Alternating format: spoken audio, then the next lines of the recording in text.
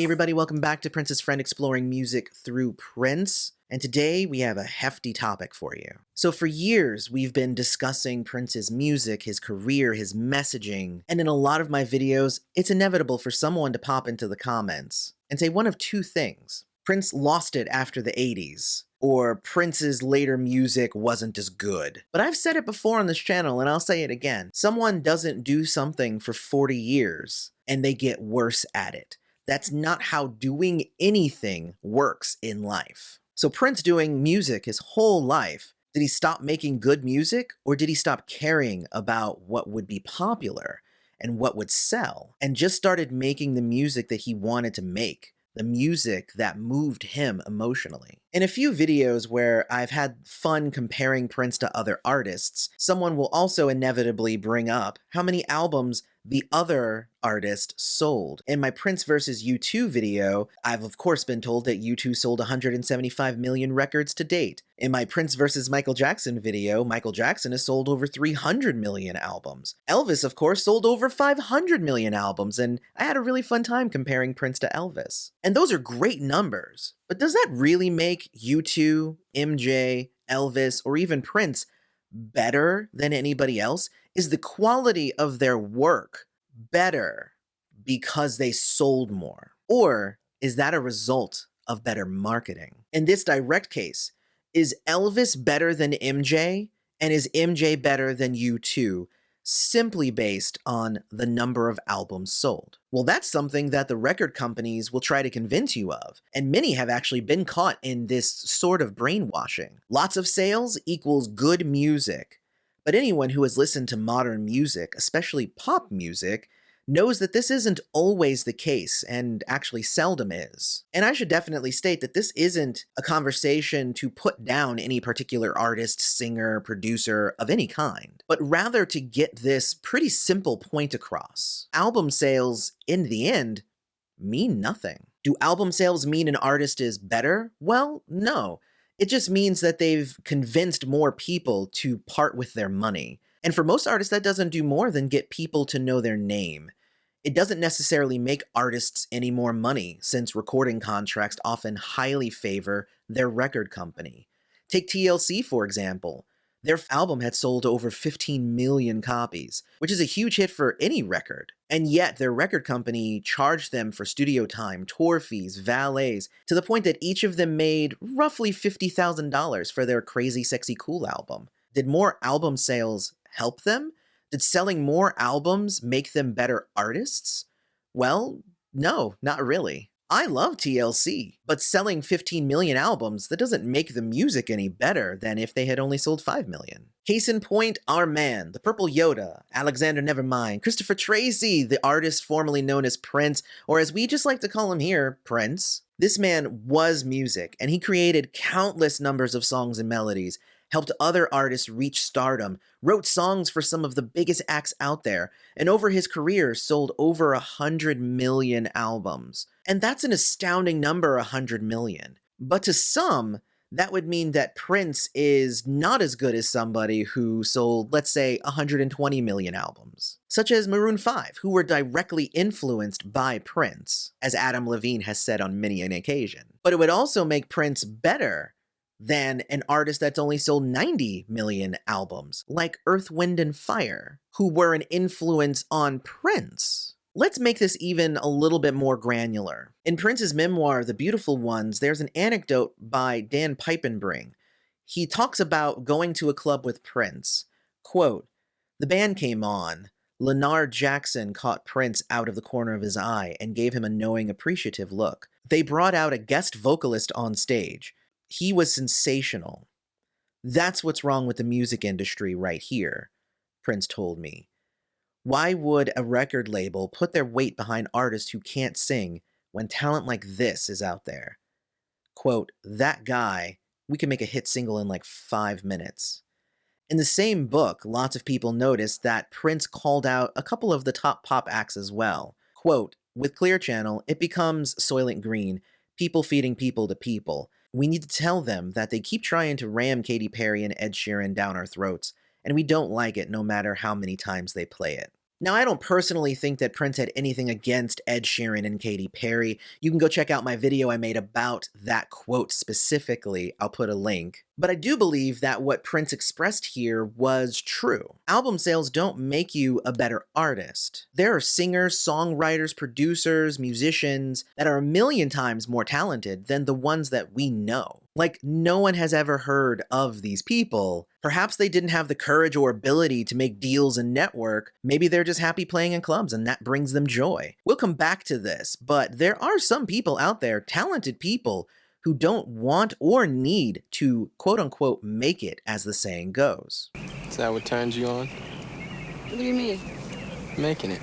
But while album sales can't actually make you better, they do create the illusion that you are better. Because more sales leads to more radio play, which leads to higher budgets for promotions and for touring, which leads to more collaborations, which help with marketing, which leads to you putting out more music because the old music sold so well. And once you're everywhere and you've bombarded everyone in the world with your lyrics and your song, you're a star and part of people's subconscious then at that point. I mean, hell, there are some songs that I absolutely hate, but if they come on the radio, I know every word. And I know about these artists' personal lives, and I know about what they think about things, and it's not because I like them, it's just because everything is set up to ingratiate them to the world. Just as fame begets fame, album sales usually beget more album sales.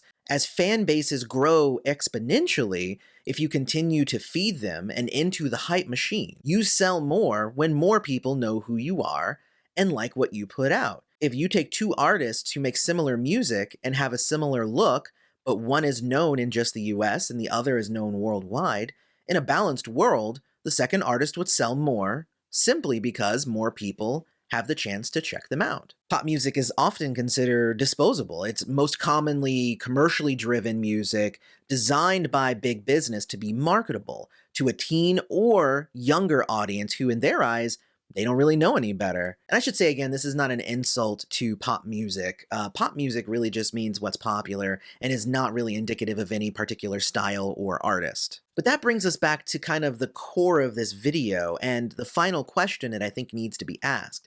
Is music an art or is music a commodity? As a musician, do you want to be in the music business? Or do you want to be a musical artist? And obviously, yes, a lot of the world revolves around capitalism. Anything can and probably will be turned into a commodity. But it's up to the musician, that musical artist, to make that decision of what is their mindset when making music. Are they making this music to sell albums and become a star? Or are they making this music to express themselves, to connect with humanity as something cathartic? There's 1,000 different options, but it's all of those options versus are you doing it for money, for fame, to make yourself known? Taking Prince again as an example, as we do here quite often, in the earliest days of his career, he was purposefully putting out things he knew would get the public's attention and make a name for himself. He played with sex and gender and politics and more sex. He learned how to write a hit and did so many times. And then he blew up. He was one of the biggest things in the world. Once that happened, though, he had reached the mountaintop, and he had decided that it was time for a change. People loved his 80s music, and then around the tail end of the 80s, he decided to change his sound, changed his messaging, and he even changed his name in the 90s. Every time he did it, he challenged his listeners' expectations. As humans, once we find something we like, we want more of the same. That's why some artists have been making music for decades, and yet all their stuff kind of sounds the same. That wasn't Prince's thing, though. He strived to grow with every album. He experimented. He rebelled against a system that he saw as unfair. And did his album sales suffer? Well, yeah. Fighting against your record label means your record label doesn't want to promote you. And even though he had already made his name and could have easily just skated by, he decided to change his name, thus essentially starting over again and getting fewer album sales. And if you're not in people's faces pretty much constantly, they're going to forget about you. Then you have to fight the perception itself. For instance, if you have a heavily publicized album that had a concert movie with it, tons of acclaim, and it goes platinum, let's call this fictional album Sign of the Times. And a couple of years later, you release an album and it only goes gold. In this case, let's call this one Lovesexy. This brings up the idea of, oh, it's sold less, so it must not be as good. But of course, if you listen to Lovesexy, it's a joyous celebration of spirituality and sex and love and all of these things that Prince was still doing. It was still Prince. And in many ways, it was an extension of Sign of the Times. And that's part of this key point. Album sales are driven by the budgets used to promote the album and are not indicative of the actual quality of the album. You'll see this in a lot of reviews for albums that some people might initially brush off because they didn't sell a lot of copies. But you'll have reviewers who will be able to weigh a lot of different things, such as its uniqueness, whether it's repeating old formulas, who's writing the songs, if there's real musicianship on the album. You can't judge any of that from album sales. And it's awesome to have millions of adoring people following you. But have you ever heard the theory of 1,000 true fans? Essentially it goes, all you need is 1,000 true fans willing to give you $100 a year. Then you will be making $100,000 a year. This is a goal I'm working on for myself. I haven't quite made it. In my mind, though, you have to find that medium ground, and I feel like there is a certain way that art should be approached. You should make art because you need to, because you have the urge, you have that creative desire to do so. Because it's a part of you, and album sales be damned. And once you release it into the wild, you hope that it does the job of selling a bunch. And then you take the money you made to make more music that you feel passionately about. Now, you could become really shrewd and write songs that follow a certain formula that you know 100% are going to sell lots. And it'll make you lots of money. Or you can make music from the heart and just know that when you release it, people will connect with you and you will still sell albums. And it might not be as much as if you had $100 million budget for promotion, but you will reach people. That's not going to happen if you release a song that we've heard a million times just with you singing instead. Even beyond the fact that basing your musical opinions on sales is kind of sad when you think about it, it's also becoming an outdated concept today. Albums aren't what they used to be. The top 10 acts in terms of album sales are The Beatles, Elvis Presley, Michael Jackson, Elton John, Madonna, Led Zeppelin, Rihanna, Pink Floyd, Eminem, and Taylor Swift. Only 3 of those can be said to be contemporary artists, Rihanna, Eminem, and Taylor Swift.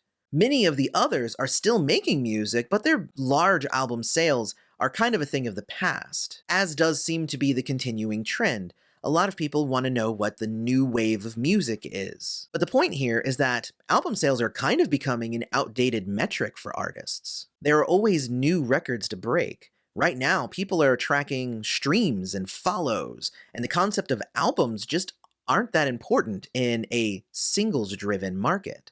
Let's check out the top 10 streamed artists.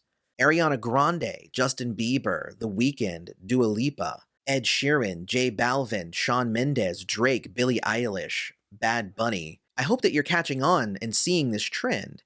You can use any category or benchmark to track commercial success, and many find themselves stuck into these pseudo-tribes. They sold a lot of albums, so they must be good. They didn't sell a lot of albums, so they must suck. People using album sales as a way to know whether they should even give their time to an artist. And you know what? That's fair.